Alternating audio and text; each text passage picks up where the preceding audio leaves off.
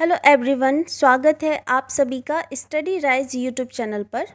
तो जैसा कि आप सभी जानते हैं, हमारी यूपी टीजीटी पीजीटी राजनीति शास्त्र की क्लासेस चल रही हैं। ये है प्रैक्टिस सेट नंबर 46। जिसने 45 नहीं देखे हैं तो वो लोग प्लेलिस्ट में जाकर देख सकते हैं। और इसके अलावा हमारी पीजीटी सोशोलॉजी की भी क्लासेस चल रही हैं। जो भी बच्चे इनकी तैयारी कर रहे हैं तो हमारे यूट्यूब चैनल से ज़रूर जुड़े और अपनी तैयारी को एक बेहतर दिशा प्रदान करें। तो चलिए आज की वीडियो स्टार्ट करते हैं। टॉपिक है हमारा लोक प्रशासन। तो इसमें आज का हमारा पहला क्वेश्चन है क्वेश्चन नंबर 16। किस प्रकार का परीक्षण मुख्य रूप से प्रकृति में व्यक्तिपरक होता है और अक्सर उम्मीदवारों द्वारा संदेह के साथ देखा जाता है? ऑप्शन दिए हैं इसमें लिखित परीक्षा, मौखिक परीक्षा, प्रदर्शन परीक्षा या फिर योग्यता परीक्षा। तो क्वेश्चन क्या कह रहा है हमसे, किस प्रकार का परीक्षण मुख्य रूप से प्रकृति में व्यक्तिपरक होता है और अक्सर जो उम्मीदवार होते हैं वह उम्मीदवारों द्वारा संदेह के साथ देखा जाता है? तो ये कौन सी परीक्षण होता है? तो लिखित परीक्षा होती है, मौखिक होती है, प्रदर्शन होती है या फिर योग्यता? तो ये होती है ऑप्शन नंबर बी, मौखिक परीक्षा। कौन सी होती है? ऑप्शन नंबर बी, मौखिक परीक्षा। योग्यता को निर्धारित करने वाली परीक्षा प्रणाली में मौखिक परीक्षा की प्रकृति नितांत व्यक्तिपरक होती है और अक्सर उम्मीदवार द्वारा इस संदेह की नज़रों से देखा जाता है। तो इसमें राइट आंसर हो जाएगा option number B. Next question है, एक कर्मचारी के लिए किस प्रकार का प्रशिक्षण दिया जाता है और जो पहले से ही सेवा में है? प्रवेश उपरांत प्रशिक्षण, पूर्व प्रवेश प्रशिक्षण, उन्मुखीकरण प्रशिक्षण या फिर सेवाकालीन प्रशिक्षण? तो एक कर्मचारी के लिए किस प्रकार का प्रशिक्षण दिया जाता है जो पहले से ही सेवा में है? तो इसका जो राइट आंसर है यह है ऑप्शन नंबर डी, सेवाकालीन प्रशिक्षण। ठीक है, सेवाकालीन प्रशिक्षण कार्यों की बदलती हुई प्रकृति और तकनीकी के साथ स्थापित करने के लिए पहले से ही सेवा में जो कार्यरत कर्मचारी हैं उनको सेवाकालीन प्रशिक्षण दिया जाता है। तो इसका राइट आंसर हो जाएगा option number D. Next question की ओर बढ़ते हैं, क्वेश्चन नंबर 18। प्रशासनिक कृत्यों और निर्णयों की वैधता के निर्धारण करने की न्यायालयों की शक्ति को जाना जाता है? न्यायिक समीक्षा, वैधानिक अपील, विधायी समीक्षा या फिर बंदी प्रत्यक्षीकरण? तो देखिए, जो 18 का जो राइट आंसर है वह है ऑप्शन नंबर ए, न्यायिक समीक्षा। ठीक है, प्रशासनिक कृत्यों और निर्णयों की वैधता का निर्धारण करने वाली शक्ति न्यायपालिका में निहित है। न्यायपालिका की इस शक्ति को क्या बोलते हैं? न्यायिक समीक्षा या फिर न्यायिक पुनर्विलोकन के नाम से भी जाना जाता है। तो इसका जो राइट आंसर है यह है option number A. Next question की ओर बढ़ते हैं, क्वेश्चन नंबर 19। निम्नलिखित में से क्या मानव संबंध आंदोलन से स्वाभाविक रूप से विकसित हुआ है? व्यवस्था उपागम, व्यवहारवादी उपागम, आगत उपागम या फिर निर्गत उपागम? ठीक है, निम्नलिखित में से क्या मानव संबंध आंदोलन से स्वाभाविक रूप से विकसित हुआ है? तो देखो, इसका जो राइट आंसर है यह है ऑप्शन नंबर बी, व्यवहारवादी उपागम। मानव संबंध आंदोलन से व्यवहारवादी उपागम स्वाभाविक रूप से विकसित हुआ है। मानव संबंध आंदोलन तीव्र मशीनीकरण जैसे वैज्ञानिक प्रबंध के स्थान पर मनुष्य के स्वभाव के अध्ययन पर बल देता है। तो इसका जो राइट आंसर है यह है option number B. Next question की ओर बढ़ते हैं, क्वेश्चन नंबर 20। प्रशासनिक नीति की मुख्य वाक्य का निर्धारण करने का कार्य है? मुख्य या कार्यकारी, लेखा परीक्षक, जनसंपर्क अधिकारी या फिर मानव संसाधन प्रबंधक? क्वेश्चन क्या बोल रहे हैं? प्रशासनिक नीति की मुख्य वाक्य का निर्धारण करने का कार्य है। तो ये है कार्यकारी का। ठीक है, किसका है? मुख्य कार्यकारी का। तो प्रशासनिक नीति की मुख्य वाक्य का निर्धारण करने का कार्य मुख्य कार्यकारी का है। नीति निर्माण, कल्याणकारी, प्रबंध, आर्थिक, कार्यकारी, विकास और बाहरी जो मामले हैं ये इसी से संबंधित मुख्य कार्य प्रमुख किसके हैं? कार्यपालिका द्वारा किए जाते हैं। तो इसका जो राइट आंसर है यह है option number A. Next question की ओर बढ़ते हैं, क्वेश्चन नंबर 21। शिकागो स्कूल जिसने व्यवहारवादी आंदोलन हेतु महत्वपूर्ण भूमिका अदा की थी की स्थापना किसने की? डेविड ईस्टन ने, चार्ल्स मैरियम ने, हेरोल्ड लासवेल ने, या फिर उपयुक्त में से कोई नहीं।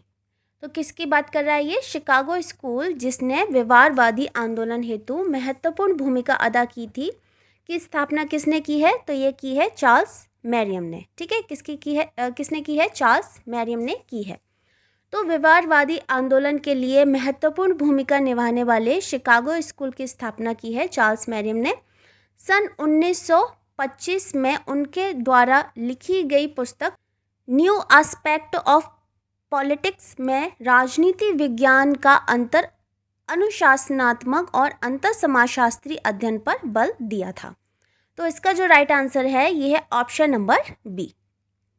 Next question number 22। कौन सी प्रणाली कर्मचारियों की नौकरियों में दिलचस्पी रखती है और उनके लिए प्रभावी प्रोत्साहन के रूप में काम करती है? ऑप्शन दिए हैं इसमें पदोन्नति, पदावनति, प्रशिक्षण या फिर स्थानांतरण। तो कौन सी प्रणाली है जो कर्मचारियों की नौकरियों में दिलचस्पी रखती है और उनके लिए प्रभावी प्रोत्साहन के रूप में काम करती है? तो जो 22 का जो राइट आंसर हो जाएगा वह हो जाएगा ऑप्शन नंबर ए, पदोन्नति। ठीक है, एक अच्छी पदोन्नति प्रणाली कर्मचारियों की नौकरी में दिलचस्पी रखती है और उनके लिए प्रभावी प्रोत्साहन के रूप में भी कार्य करती है।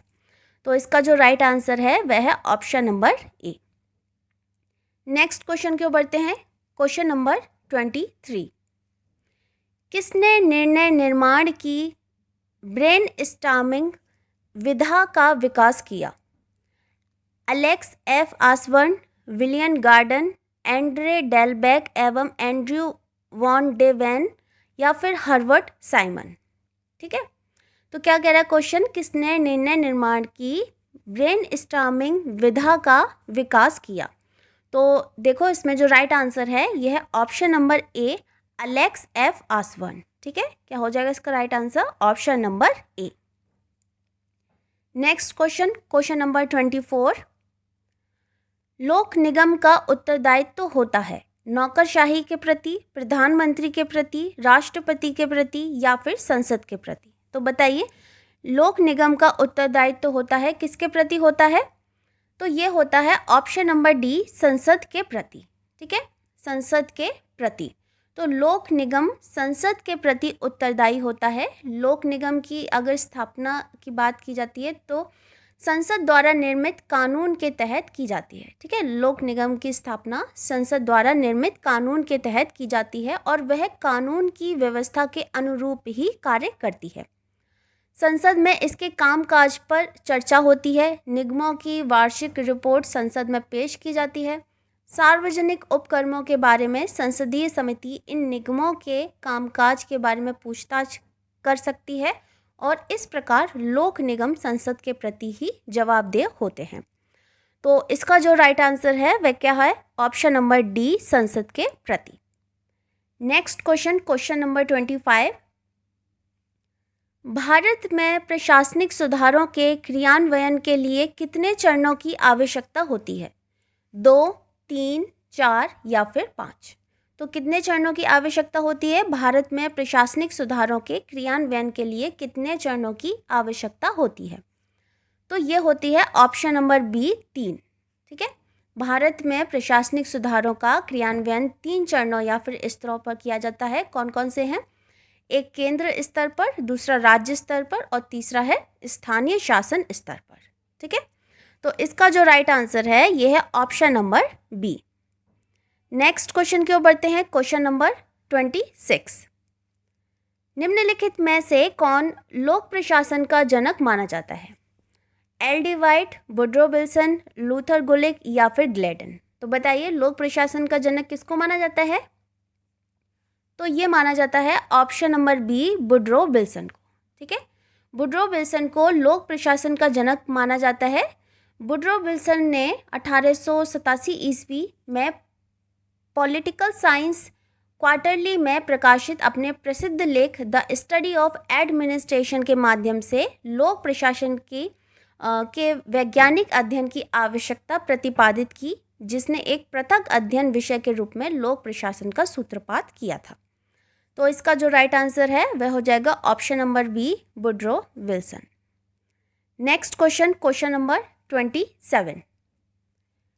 नियुक्ति अधिकारी स्वयं किस विधि के अंतर्गत अभ्यर्थियों की योग्यता निर्धारित करता है? नियुक्ति और विमुक्ति प्रणाली, परीक्षा प्रणाली, पूर्व अनुभवों के अभिलेख या फिर योग्यता का प्रमाण पत्र। क्वेश्चन क्या कह रहा है? नियुक्ति अधिकारी स्वयं किस विधि के अंतर्गत अभ्यर्थियों की योग्यता निर्धारित करता है?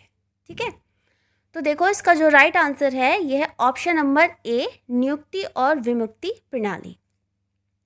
नियुक्ति अधिकारी द्वारा स्वयं अभ्यर्थियों की योग्यता निर्धारित करना नियुक्ति और विमुक्ति प्रणाली यानी कि the hire and fire system के तहत आता है। तो इसका जो राइट आंसर है वह क्या है? ऑप्शन नंबर ए। अच्छा, नेक्स्ट क्वेश्चन की ओर बढ़ते हैं। Question number 28। नौकरशाही शब्द फ्रांसीसी शब्द व्यूरो से लिया गया है, जिसका अर्थ है मेज, लिखने की मेज, वित्त, निगम या फिर उत्तरदायित्व। तो क्या हो जाएगा? नौकरशाही शब्द फ्रांसीसी शब्द है, इसका व्यूरो से लिया गया है, जिसका अर्थ क्या होता है? तो ये होता है ऑप्शन नंबर ए, लिखने की मेज। ठीक है, क्या होता है? ऑप्शन नंबर ए, लिखने की मेज।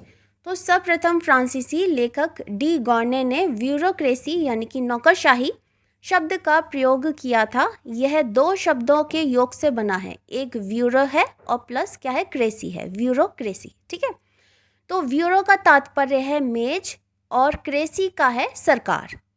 आलोचनात्मक रूप से नौकरशाही को मेज की सरकार माना जाता है। तो इसका जो राइट आंसर है यह है option number A. Next question, question number 29। प्रबंधन की कौन सी प्रणाली का पर्यावरण के साथ कोई अंतर संबंध नहीं है? बंद प्रणाली, खुली प्रणाली, अनुकूलन प्रणाली या फिर परिवर्तनीय प्रणाली। प्रबंधन की कौन सी प्रणाली का पर्यावरण के साथ कोई अंतर संबंध नहीं है? तो ये कौन सी प्रणाली है? तो ये हो जाएगा ऑप्शन नंबर ए, बंद प्रणाली। कौन सा हो जाएगा? ऑप्शन नंबर ए, बंद प्रणाली।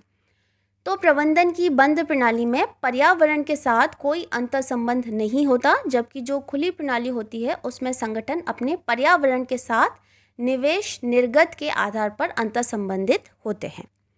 तो इसका सही आंसर क्या है? Option number A. नेक्स्ट है और आज का लास्ट क्वेश्चन है क्वेश्चन नंबर 30। वॉटसन ने 7S संगठनात्मक ढांचे के माध्यम से प्रबंध व नेतृत्व के मध्य अंतर की व्याख्या की है। इसमें निम्न में से क्या शामिल नहीं है? रणनीति, संरचना, समर्थन या फिर व्यवस्था। ठीक है, तो बताइए क्या शामिल नहीं है इसमें से? तो ये हो जाएगा ऑप्शन नंबर सी, समर्थन। क्या हो जाएगा? ऑप्शन नंबर सी, समर्थन। वाटसन ने 7S संगठनात्मक ढांचे के माध्यम से प्रबंध व नेतृत्व के मध्य जो अंतर किया है उसमें समर्थन यानी कि सपोर्ट शामिल नहीं है, जबकि रणनीति यानी कि स्ट्रैटेजी, संरचना यानी कि स्ट्रक्चर, तरीका स्टाइल, स्टाफ वो स्टाफ है, ठीक है, कुशलता स्किल और पर्यवेक्षक सुपर ऑर्डिनेट इसमें शामिल हैं। ठीक है, तो इसीलिए इसको बोलते हैं 7S। तो इसका जो राइट आंसर है ये है ऑप्शन नंबर सी, समर्थन। तो दोस्तों ये थी आज की वीडियो अगर आपको पसंद आती है तो वीडियो को लाइक करें, कमेंट करें, शेयर करें, और जो लोग चैनल पर पहली बार आए हैं तो चैनल को ज़रूर सब्सक्राइब करें। मिलते हैं फिर बहुत जल्द नेक्स्ट वीडियो में, तब तक के लिए थैंक यू सो मच।